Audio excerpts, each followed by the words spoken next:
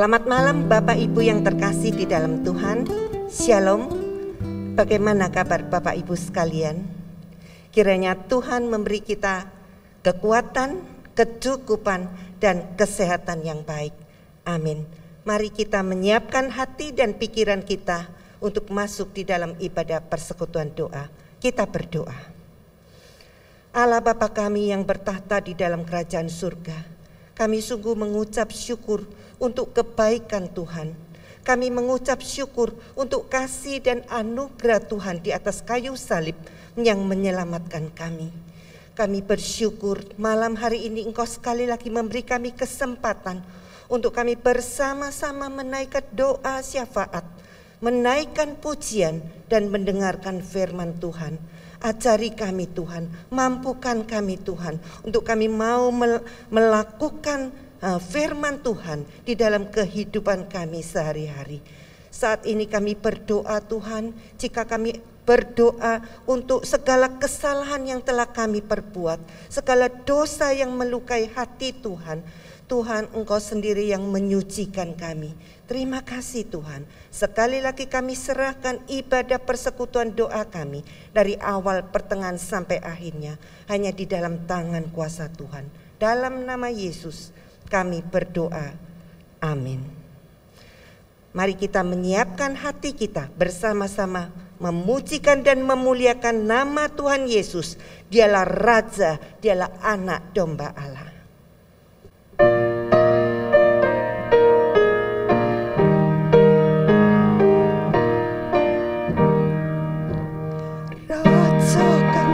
Yesus, Anak Domba Allah, dengarlah suara pujian kumandang di surga. Bangunlah jiwaku, bersama pujilah Tuhan yang mati bagiku, pujilah rasakanlah Yesus, Anak Tunggal Allah. Bergemarlah pengikutnya, pun manusia. Segala sengsara telah ditanggungnya, sehingga kita mendapat kehidupan kekal.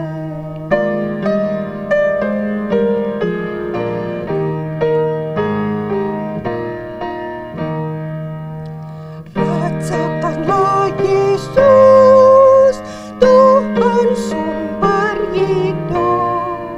Segala bangsa diselamatkan, mudah dilenyapkan.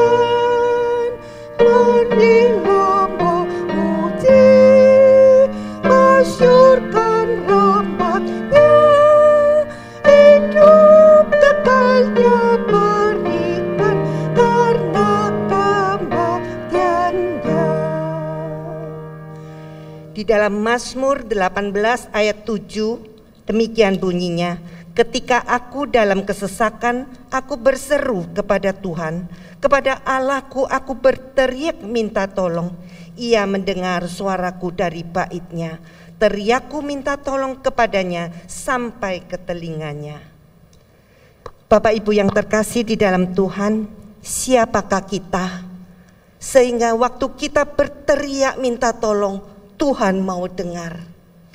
Kita adalah anak-anak yang dipilih Tuhan. Kita adalah anak yang dicintai oleh Tuhan. Jika kita menanggung beban berat, ingat akan nama Yesus.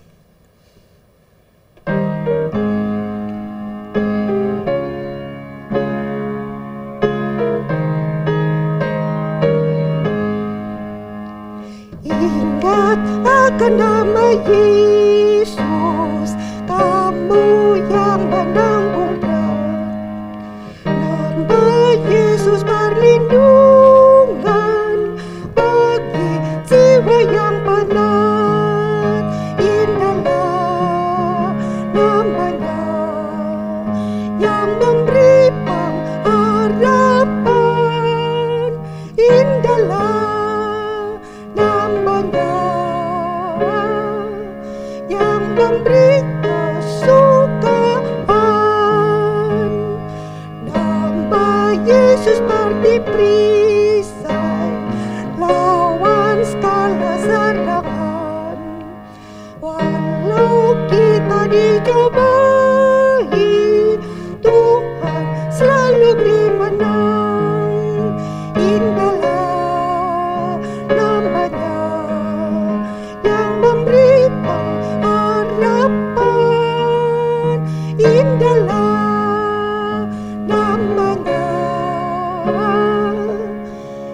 memberi kesukaan.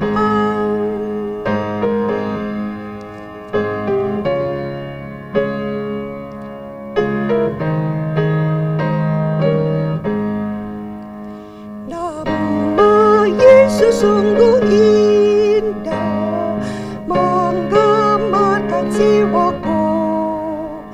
Ya selalu beri penghibur dan ku mau puji namanya. Indahlah namanya yang memberi pengharapan. Indahlah namanya yang memberi kesukaan. Mari jemaat, kita bersama-sama mendoakan akan jemaat yang mengalami sakit atau mereka yang menderita kena COVID. Kita berdoa juga untuk jemaat yang menghadapi pergumulan hidup di dalam mencari pekerjaan, usaha maupun di dalam keluarga.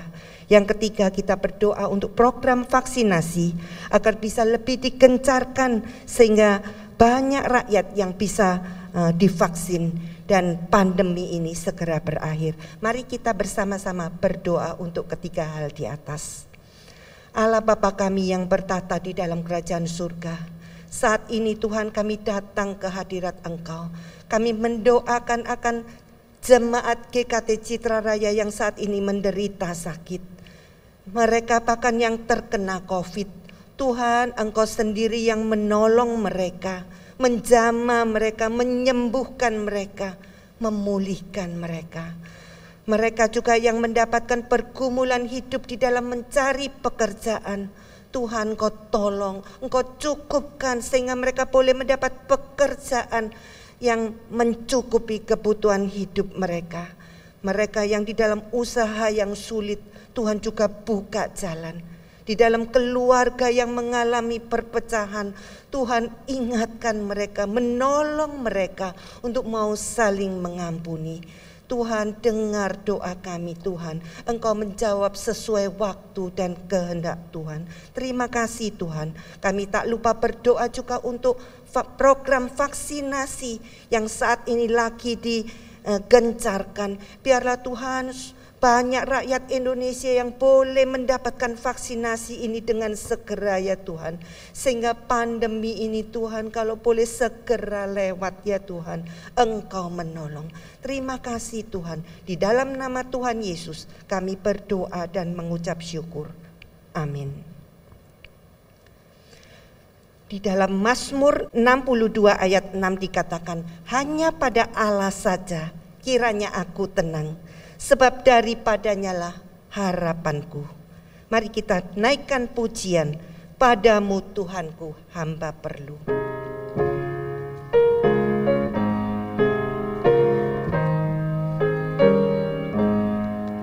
Padamu Tuhanku hamba perlu, tiada suara lain yang beri teduh. Jiwaku sangat perlu padamu Tuhanku, berkatilah ku sekarang, ku datanglah padamu Tuhanku hamba perlu. Dalam percobaan beriku mandang, jiwaku sangat perlu padamu Tuhanku, berkatilah ku sekarang, ku datanglah.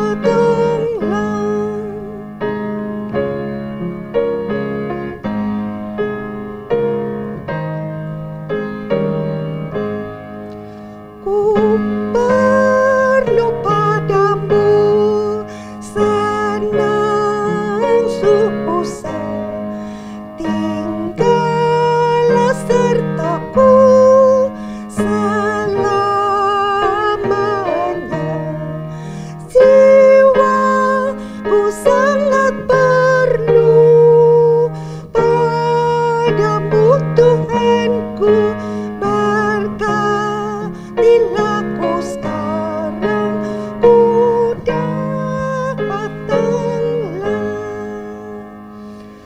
kita berdoa untuk gereja GKT Citra Raya di dalam ibadah offline maupun online, baik itu umum, remaja, sekolah minggu, agar semua boleh berjalan dengan lancar. Kita juga berdoa untuk anak-anak Tuhan yang melayani, yaitu segenap hamba-hamba Tuhan dan keluarganya, para majelis, pengurus komisi, guru-guru sekolah minggu, aktivis dan tim multimedia. Biarlah Tuhan sendiri memberi mereka semangat dalam melayani Tuhan. Mari kita berdoa untuk dua hal tersebut di atas. Bapa kami yang bertahta di dalam kerajaan surga, kami berdoa untuk gerejamu GKT Citra Raya di dalam ibadah offline maupun online, baik itu umum, sekolah minggu maupun remaja. Tuhan, kami mohon Engkau menolong Tuhan, sehingga segala peralatan boleh disucikan, sehingga pada saat ibadah dilaksanakan, semua boleh berjalan dengan lancar. Begitu jemaat boleh mengikutinya dengan penuh kesetiaan dan dengan penuh hikmat menghadap hadirat Tuhan. Kami saat ini juga berdoa Tuhan untuk anak-anak Tuhan yang melayani, baik itu para hamba Tuhan yang ada di gereja kami, yaitu Pendeta Emil, Pendeta Edi Untoro, Penginjil Satrio Utomo, juga Lause Anton. Tuhan sendiri memperlengkapi mereka, memberi mereka kekuatan, memberi mereka semangat di dalam pelayanan. Mereka, keluarga mereka juga diberkati mereka juga tubuh yang sehat. Kami tak lupa berdoa untuk para majelis gereja, para aktivis gereja, guru-guru sekolah minggu, tim multimedia. Tuhan, kami juga perlu Tuhan menolong kami, memberi kami kekuatan, memberi kami semangat di dalam pelayanan. Mungkin di antara kami ada pergumulan hidup, tapi kami percaya Tuhan, Engkau menolong, Engkau membuka jalan bagi setiap kami yang menghadapi berbagai macam masalah. Tuhan memberi kami kekuatan, memberi kami kemenangan. Terima kasih Tuhan, di dalam nama Tuhan Yesus kami sudah berdoa dan mengucap syukur. Amin. Kita pujikan lagi bagian refnya saja, jiwaku sangat perlu.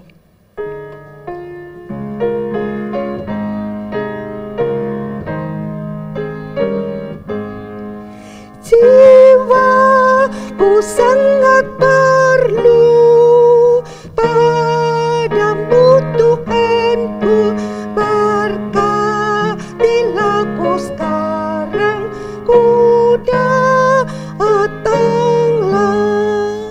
Jiwaku sangat perlu padamu Tuhanku, berkatilah ku sekarang, ku datanglah. Kita berdoa lagi untuk pemimpin negara kita, baik yang tertinggi sampai yang terendah. Berdoa untuk Presiden Jokowi dan jajarannya, begitu juga yang sampai yang lurah, kecamat, bapak camat. Tuhan sendiri memberi hikmat kepada mereka di dalam mengambil keputusan. Kita berdoa juga untuk aparat keamanan, baik TNI, Polri, Densus, agar mereka dimampukan untuk menjaga keutuhan NKRI. Mari kita bersama-sama berdoa untuk kedua hal di atas. Bapa kami yang bertata di dalam kerajaan surga, saat ini kami mendoakan akan pemimpin-pemimpin kami. Kami berdoa untuk Presiden Jokowi dan jajarannya. Berdoa juga untuk bawahan-bawahan sampai ke lurahan, kecamatan. Tuhan memberi mereka hikmat di dalam mengambil keputusan yang tepat. Mereka boleh mengambil segala sesuatu ini dengan cinta kepada rakyatnya dan tidak mementingkan golongan-golongan mereka saja.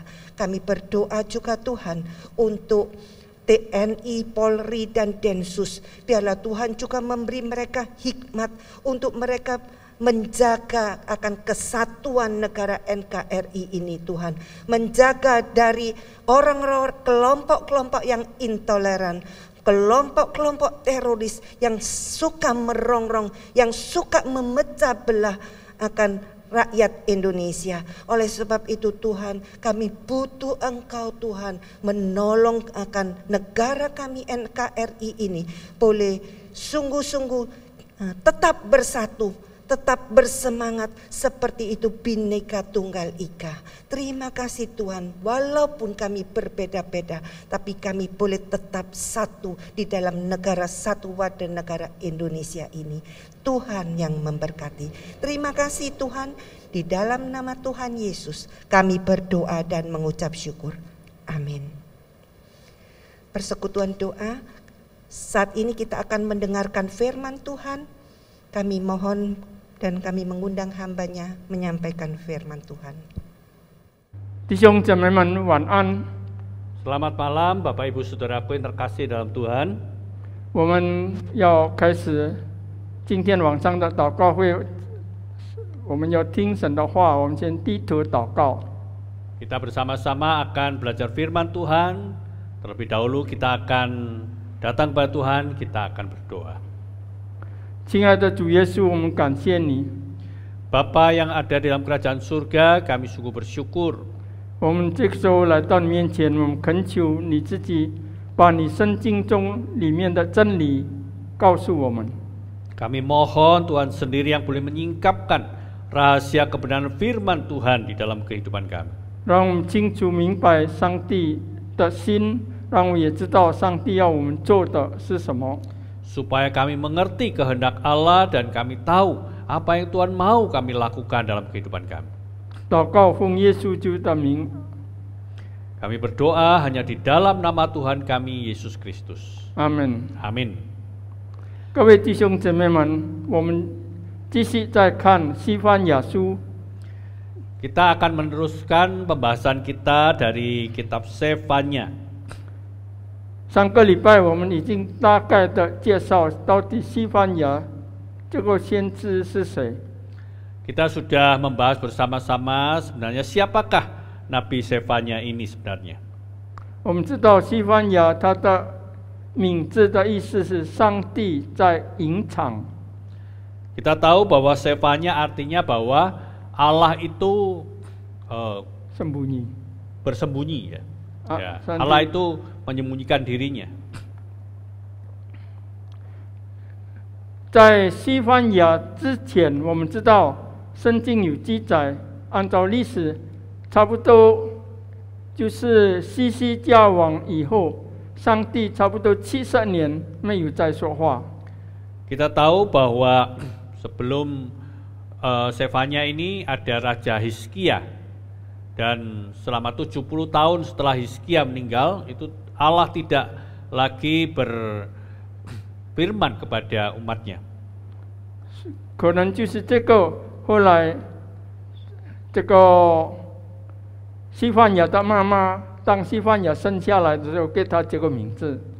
Nah, mungkin itulah sebabnya kenapa orang tua atau khususnya ibu dari Sefanya ini menamakan anaknya seperti itu, yaitu Allah itu menyembunyikan dirinya. 这个西西家死了以后，就是他的孩子。我们知道圣经记载，在这个历代之下，还有列王记下都有记载。 他的孩子叫马拿西，后来做王。 Nah, kita tahu bahwa setelah Hizkia meninggal, kemudian anaknya yang bernama Manasye itu menjadi raja. 后来马拿西做王，他不像他的爸爸那样做好，那是圣经说行耶和华眼中看为恶的事。 Nah, waktu Manasye ini naik tahta menjadi raja, dia tidak seperti ayahnya Hizkia yang takut kepada Tuhan, yang menyenangkan hati Tuhan dan melakukan hal yang baik. Tetapi justru firman Tuhan mengatakan bahwa dia melakukan apa yang jahat di mata Tuhan. 这个大家可以从这个历代之下第33章那里看。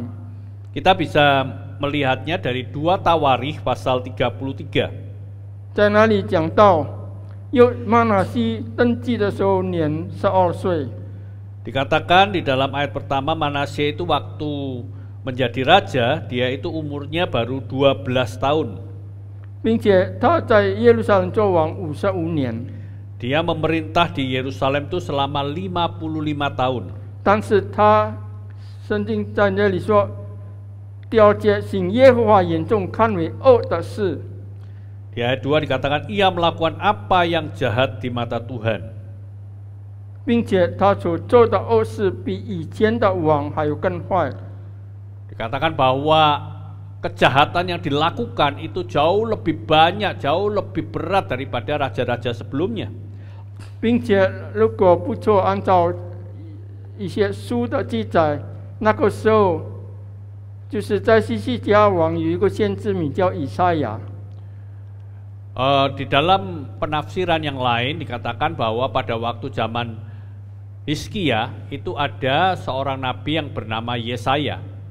以赛亚那个时候在马拿西做王的时候，他在那里传讲上帝的话。 Nah, Yesaya ini memberitakan tentang kebenaran firman dari Tuhan. 但是马拿西不给他传， Tetapi pada zaman Manasye ini, Manasye melarang dia untuk menyampaikan firman yang Tuhan berikan. 后来马拿西他不可以传，他就把它用手写在这个记起来。 Nah, karena dia tidak diizinkan untuk menyampaikan secara lisan, maka saya menuliskan itu firman Tuhan itu. 后来马拿西知道了，就把他抓起来。 Nah, ketika Raja Manasye ini mengetahui akan hal itu, dia menangkap Yesaya. 并且把他抓起来之后，把以赛亚放在一个树中间空的树，把它放进去。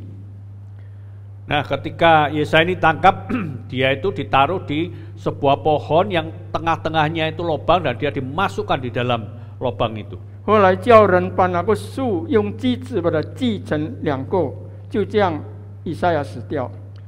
Nah, kemudian Manasye menyuruh orang untuk menggergaji pohon itu dibelah menjadi 2 dan demikianlah Yesaya ini mati. 所以在圣经，如果大家读新约希伯来语，讲到有的被锯死，就是讲到这个以赛亚。 Nah, kalau di dalam perjanjian baru itu ada dikatakan bahwa umat Tuhan ada yang digergaji sampai mati, itu mungkin juga peristiwa yang dialami oleh Yesaya ini. 所以各位弟兄，马拿西所做的，他所犯的，都是以前他的爸爸完全没有做的，他所有的罪他都做出来。 Nah, Raja Manasye ini melakukan dosa-dosa yang begitu berat, dosa-dosa yang tidak pernah dilakukan oleh ayahnya, yaitu Raja Hizkia, tapi semua itu dilakukan oleh Manasye. 这里圣经在这个历代之下33章那里讲到，他在耶和华殿的2院中为天上的万象筑坛，并在西伦子谷使他的儿女今后又关照，用法术行写出立交鬼的行武术，都行耶和华看为严恶的事，若动他的怒气。第5、第6节。 Di dalam 2 Tawarikh pasal 33 ayat 5 dan 6 dikatakan seperti ini, dan dia, maksudnya itu Raja Manasye ya, mendirikan juga mezbah-mezbah bagi segenap tentara langit di kedua pelataran rumah Tuhan. Bahkan ia mempersembahkan anak-anaknya sebagai korban dalam api di Lebak Ben Hinnom. Ia melakukan ramal, telaah dan sihir dan menghubungi para pemanggil arwah dan para pemanggil roh peramal. Ia melakukan banyak yang jahat di mata Tuhan, sehingga ia menimbulkan sakit hatinya, sakit hati Allah. 第9节，马拿西引诱犹太人和耶路撒冷的居民，以致他们行恶，比耶和华在以色列人面前所灭的列国更甚。 Ayat 9, tetapi Manasye menyesatkan Yehuda dan penduduk Yerusalem, sehingga mereka melakukan yang jahat lebih daripada bangsa-bangsa yang telah dipunahkan Tuhan dari depan orang Israel. 圣经这里记载，他所做的、所犯的、所拜的偶像，比上帝毁灭迦南地的那些民族更厉害。 Maka kalau kita perhatikan catatan ini bahwa Raja Manasye telah menyembah kepada dewa-dewa itu lebih banyak daripada bangsa-bangsa yang telah dimusnahkan oleh Allah, yaitu orang-orang Kanaan. Nah, Raja Manasye ini menyembah lebih banyak lagi berhala daripada mereka. 并且他把自己的孩子也献给这个偶像，那个时候把它烧掉，奉献给他的神。 Bahkan dia itu tega-teganya mempersembahkan anak-anaknya untuk sebagai korban yang matinya dibakar hidup-hidup. 所以，全以色列国那个时候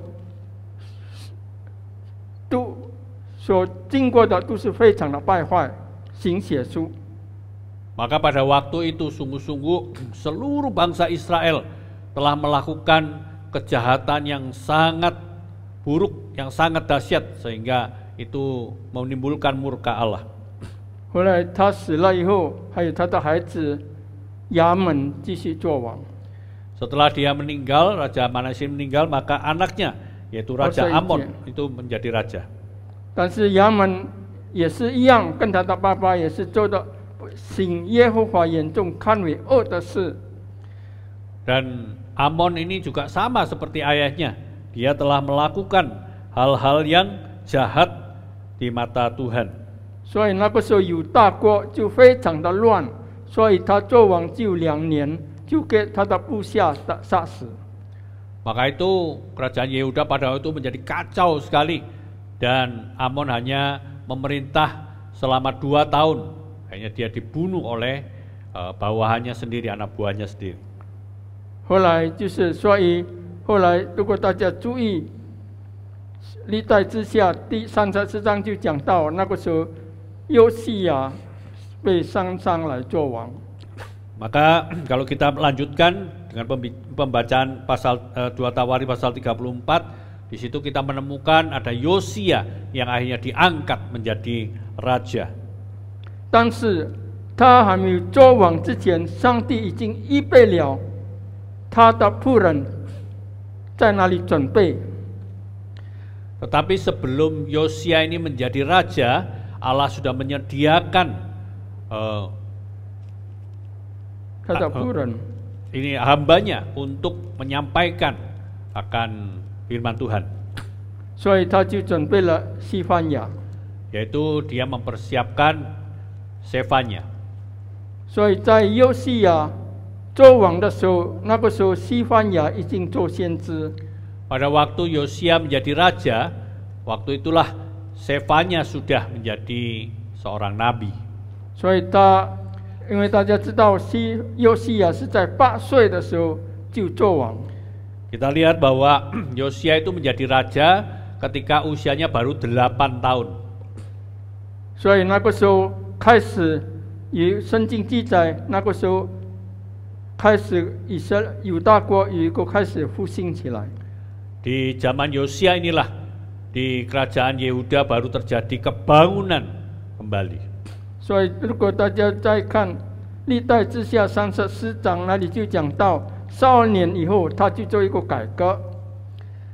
Kalau kita lihat setelah 12 tahun di dalam 2 Tawari 34 itu, akhirnya 第3节，在第3节那里讲， ayat 3 dikatakan pada tahun ke-8 dari pemerintahannya, ketika dia masih muda belia, dia mencari Allah Daud, bapak leluhurnya, dan pada tahun ke-12 ia mulai mentahirkan Yehuda dan Yerusalem daripada bukit-bukit pengorbanan, tiang-tiang berhala, patung-patung pahatan, dan patung-patung tuangan. 所以到约西亚做王第18年，那个时候可能他就是已经26岁，所以他就在那里把这个圣殿全部弄清洁修理。所以那个时候他发现律法书，摩西的律法书。 Setelah Yosia memerintah menjadi raja selama 18 tahun, mungkin usianya pada waktu itu sekitar 26 tahun, dia sudah membersihkan semua berhala-berhala, membersihkan semua mesbah-mesbah yang dipakai untuk menyembah kepada Baal dan sebagainya. Baru saat itulah Yosia menemukan kitab Taurat yang telah ditulis oleh Musa.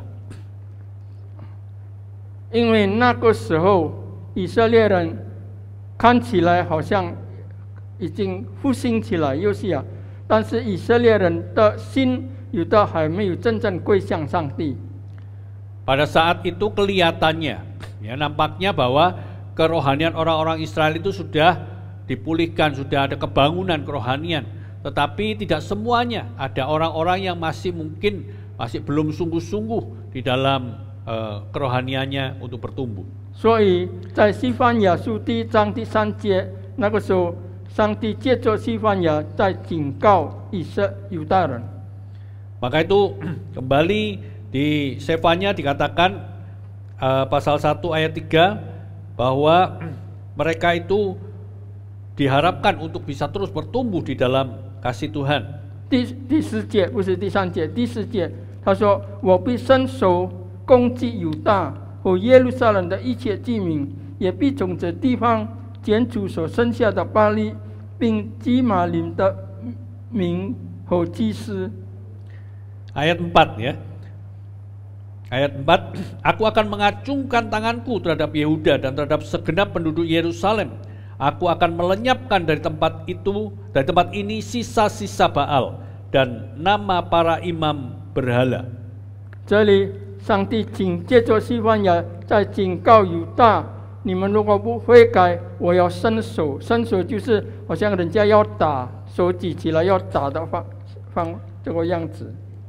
Nah di sini Tuhan ingin mengatakan bahwa, hai orang-orang Yehuda, kalau engkau tidak kembali, engkau tidak bertobat, maka aku akan mengacungkan tanganku. Ya, maksudnya apa? Maksud mengacungkan tangan adalah sebuah pukulan, semacam hukuman yang akan diberikan oleh Tuhan kepada mereka. 下面就说，并基玛林的民和祭司，这个基玛林就是这个时候那些 不好的祭司，那些坏的祭司的意思。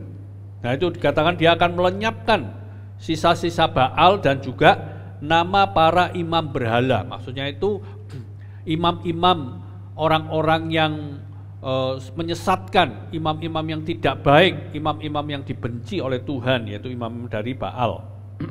就是在第5节那里有讲到，所有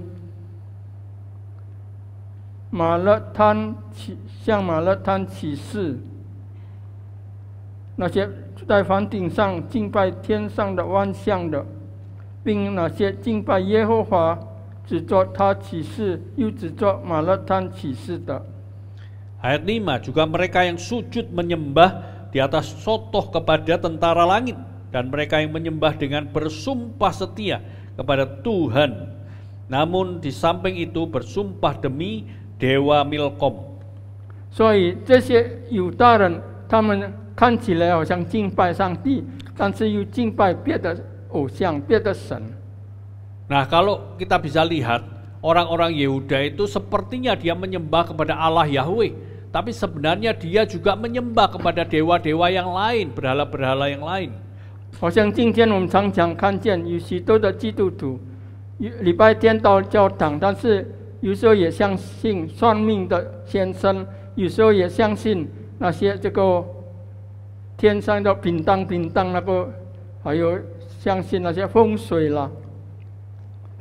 Ya seperti zaman sekarang juga banyak orang, ya kalau minggu dia datang ke gereja, dia hari Minggu dia beribadah bersama-sama, tetapi di dalam kehidupannya dia juga pergi ke dukun-dukun, ke peramal-peramal, ke suhu-suhu, bahkan juga kepada ramalan bintang-bintang dan sebagainya.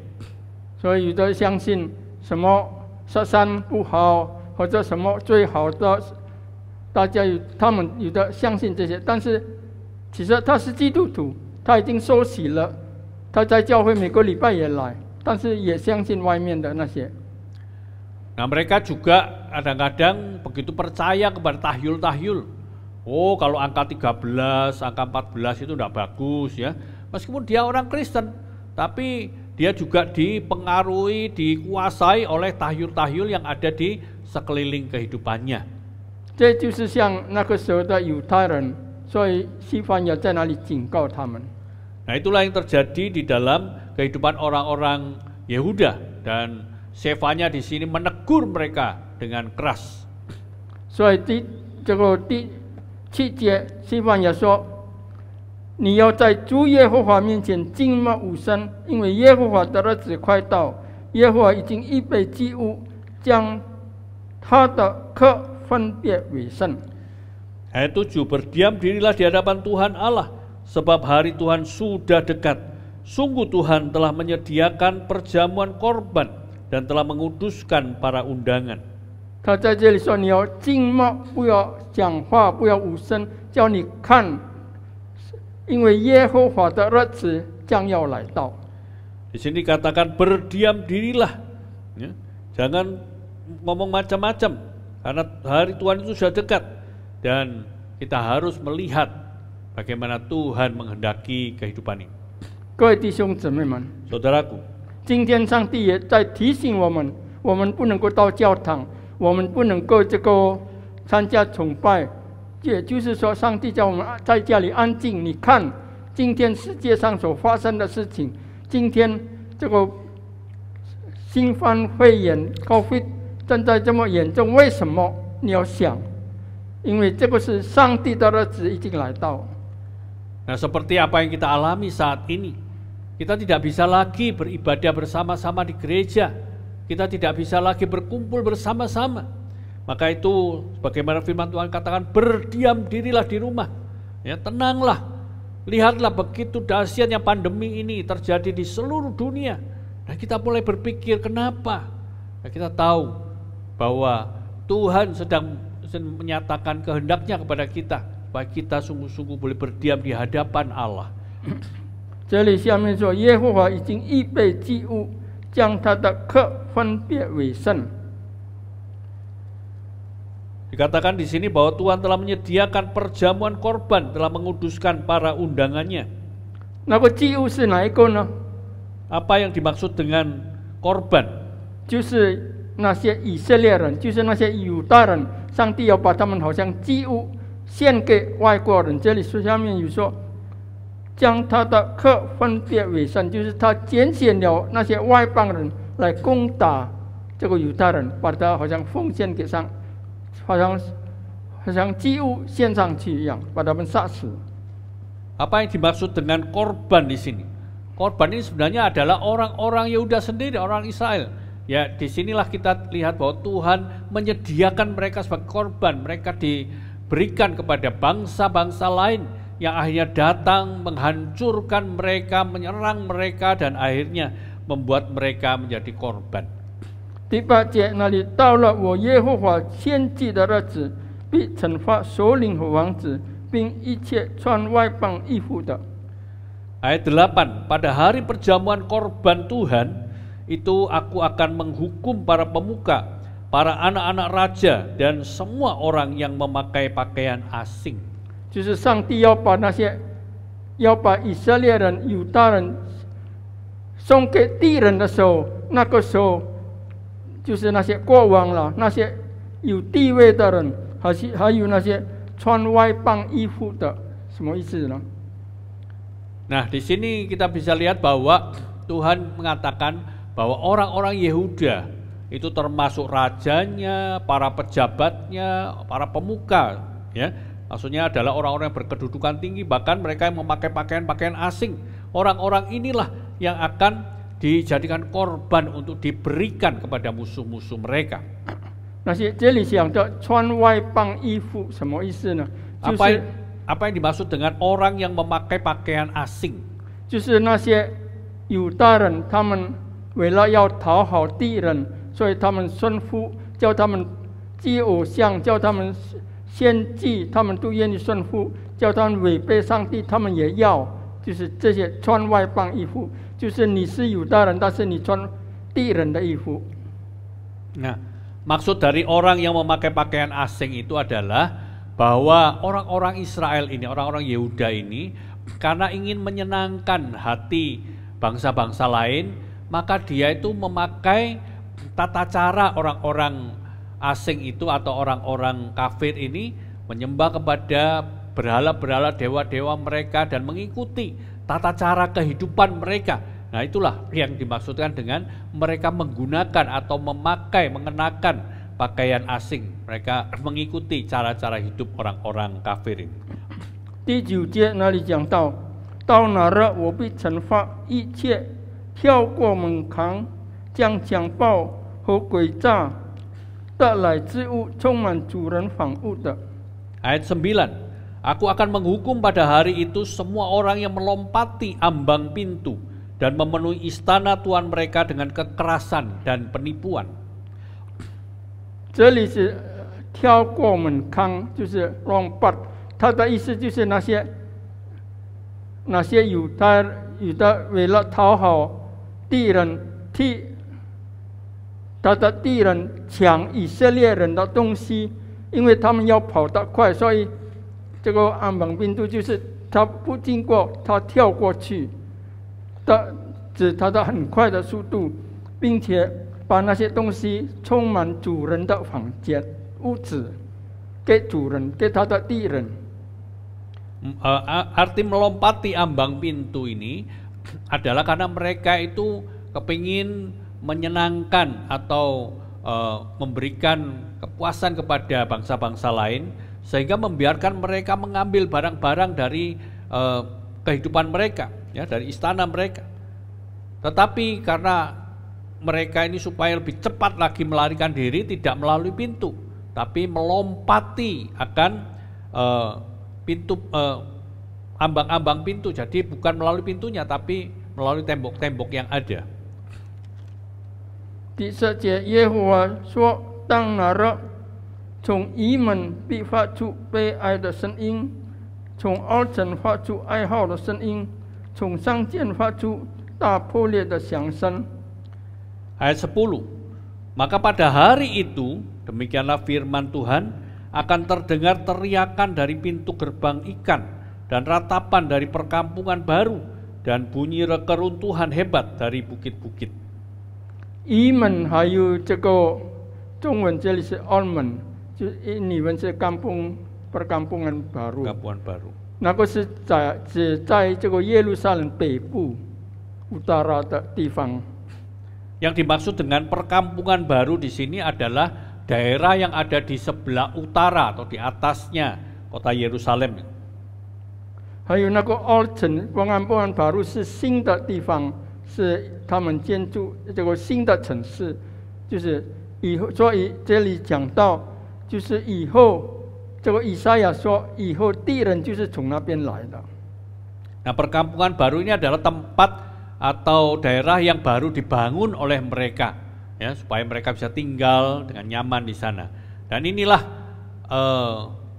tempat yang dinubuatkan oleh Yesaya, bahwa dari tempat itulah musuh akan masuk menyerang orang-orang Israel. 所以在那里听见悲哀的声音、哀号的声音，还有大破裂的响声，因为敌人来了。 Maka itu dikatakan di sini akan terdengar teriakan dan ratapan, bahkan bunyi keruntuhan hebat dari bukit-bukit. 以赛亚这些预言都还没有发生，但是他说了。 Memang kejadian ini belum terjadi, tetapi sudah dinubuatkan oleh Nabi Yesaya sebelumnya. 第11节讲到，马各提斯的居民啊，你们要哀号，因为迦南的商民都灭亡了，反搬运银子的都被剪除。 Ayat 11, Merataplah hai penduduk perkampungan lumpang, sebab telah habis segenap kaum pedagang, telah lenyap segenap penimbang perak.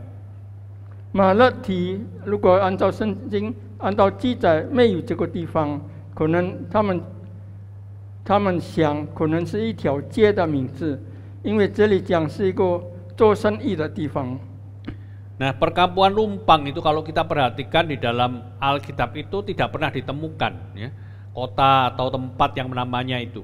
Ya, jadi Mungkin itu hanya sebuah jalan, nama sebuah jalan, di mana artinya bahwa itu adalah tempat di mana orang-orang berdagang, orang-orang berbisnis di sana. 因为在那里讲到迦南的商民都灭亡了，搬运银子的都被剪除。 Karena dikatakan sebab telah habis segenap kaum pedagang dan telah lenyap segenap penimbang perak.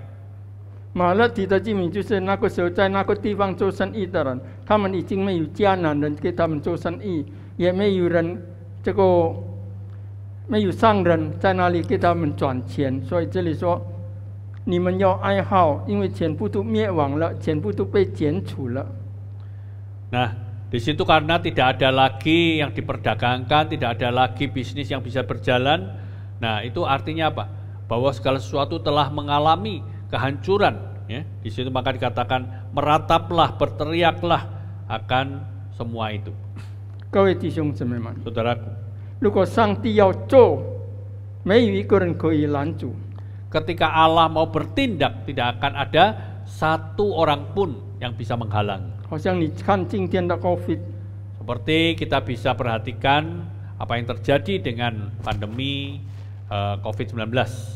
你们看在巴厘岛，以前很多游客，他们在那里做生意非常好赚，中国来的游客全部到那里买东西，但是今天呢，很多在倒闭，很多在关门。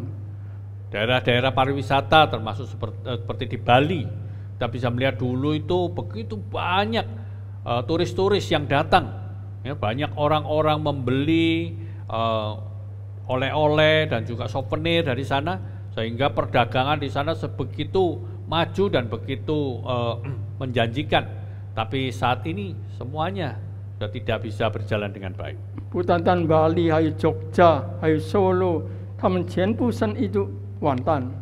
Bukan saja di Bali, tapi tempat-tempat wisata yang lain seperti di Jogja, di Solo, mereka semua mengatakan bahwa keadaan mereka sangat memprihatinkan. 所以各位弟兄们，如果上帝要行化，上帝的日子来了的时候，没有人可以躲避。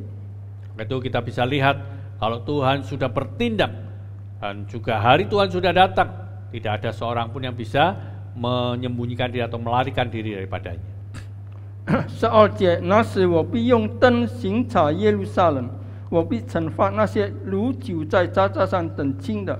他们心里说：耶和华必不降福，也不降祸。 Ayat 12, pada waktu itu aku akan menggeledah Yerusalem dengan memakai obor dan akan menghukum orang-orang yang telah mengental seperti anggur di atas endapannya dan yang berkata dalam hatinya, Tuhan tidak berbuat baik dan tidak berbuat jahat. 用灯刑察，也就是敌人去找那些躲起来的、藏起来的，全部给他找出来；那些不要的、不要出来的，全部给他找，并且好像这个渣滓，酒的渣滓上很轻的，他心里说：耶和华必不降福，也不降祸，也就是那些这个不冷不热的那些基督徒。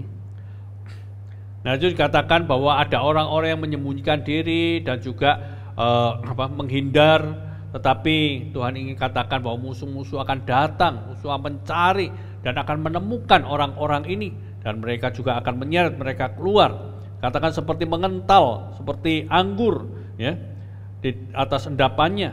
Ya, Tuhan tidak berbuat baik dan tidak berbuat jahat. Itu artinya orang-orang yang tidak panas juga tidak dingin, seperti orang-orang Kristen zaman sekarang juga. 叫他到礼拜堂，他不要，好像这个酒好像跟倒在下面，你就是杯子倒出来，它也不会掉下来，因为已经跟倒了在那边。 Nah, dikatakan ini mengental di atas endapannya itu seperti orang-orang yang sekarang ini disuruh ke gereja juga tidak mau, ya. Waktu ada kesempatan untuk pergi untuk beribadah kepada Tuhan, mereka juga tidak menggunakan dengan baik, ya. Seperti endapan yang mengental itu. Jadi meskipun dibalik pun dia tidak bisa turun. Jadi tetap seperti itu saja. 因为他们说耶和华也不是，我也没有亏本，我能做生意，我还是赚钱，我还好好的，我没有病。这里说也不降福，也不降祸，所以不要紧，我不活了不要紧。Ya, dia merasa bahwa aku baik-baik saja kok. Aku masih bisa berdagang, aku masih bisa mendapatkan pendapatan, mendapatkan kehidupan dengan baik. Ya, aku tidak perlu Tuhan, aku tidak perlu panas, tidak perlu dingin, ya. Semuanya pokoknya aku menjalankan seperti apa yang aku mau. 13节，他们的财宝必成为猎物，他们的房屋必成为荒场，他们必建造房屋，且不得住在其内，在种葡萄园，且不得喝所出的酒。 Ayat 13, maka harta kekayaannya akan dirampas dan rumah-rumahnya akan menjadi sunyi sepi.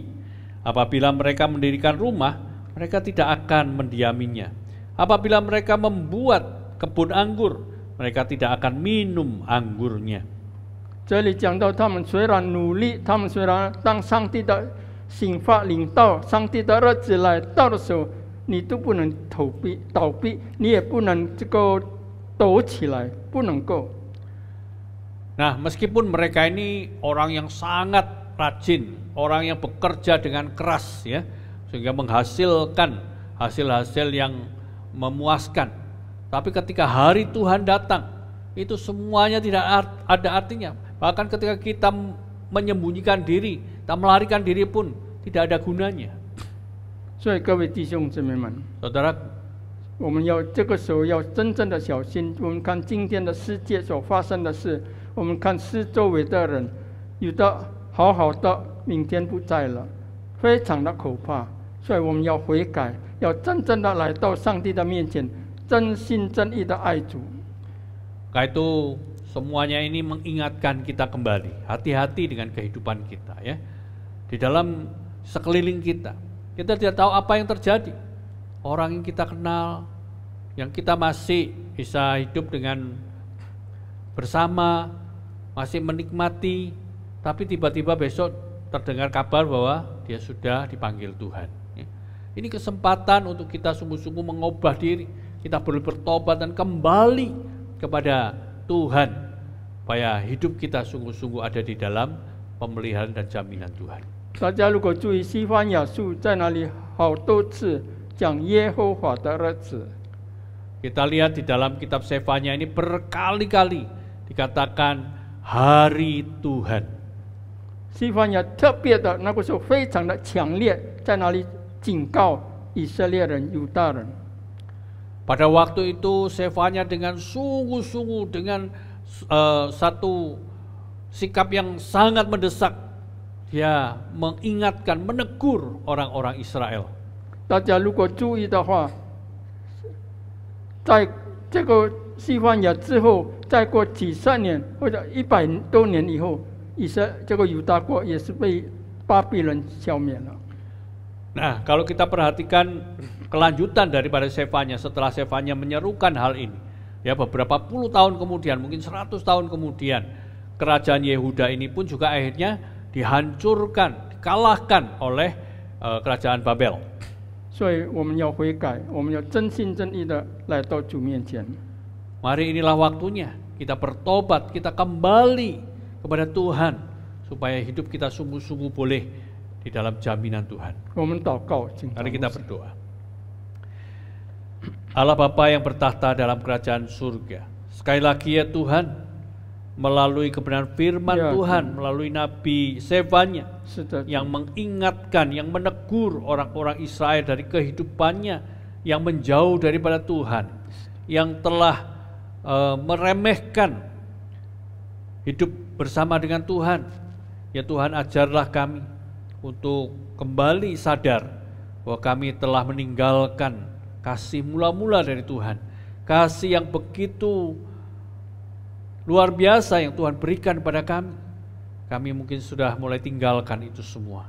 Ampuni kami Tuhan, tolong kami supaya kami boleh bertobat, kami boleh memiliki satu kerinduan, semangat di dalam kehidupan kami untuk dekat dengan Tuhan, untuk belajar firman Tuhan dengan sungguh-sungguh. Bahkan kami tidak main-main di dalam kehidupan kami dan iman kerohanian kami. Ya Tuhan, harimu sudah semakin dekat. Ajar kami untuk sadar waktunya sudah tidak lama lagi, kesempatannya sudah tidak banyak lagi. Kami mau belajar untuk menjadi anak-anak-Mu yang setia, yang selalu mau meninggikan dan memuliakan Tuhan di dalam seantero kehidupan kami. Terima kasih Tuhan, Kau sedia akan berkati kami semuanya. Di dalam nama Tuhan kami Yesus Kristus kami berdoa. Amin. 谢谢。 Makasih, Tuhan memberkati.